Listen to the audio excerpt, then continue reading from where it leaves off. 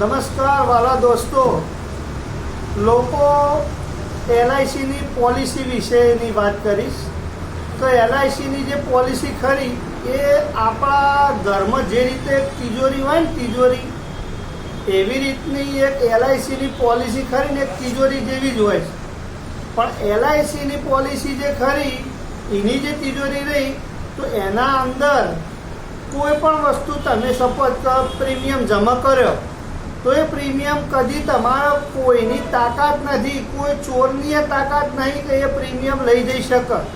જ્યારે તમારા ઘરની તિજોરી ખરી ને એના અંદર જે પૈસા મૂકેલા હશે તો એ પૈસા ખરા એ ગમે તે ચોર આવીને લઈ જશે.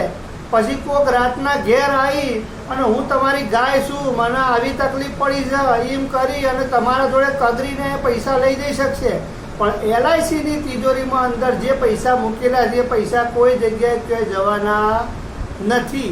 વત્તા બીજી વસ્તુ કે એ પૈસા જ્યારે રપત પડે કે કોઈ તકલીફ પડી તો એ સમયે તમારા પરિવારને જે પૈસા મજરા આવવાના છે.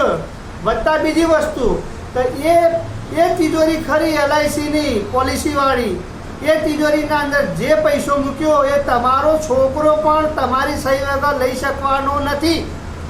આટલી મજબૂત તિજોરી એલઆઈસીની છે.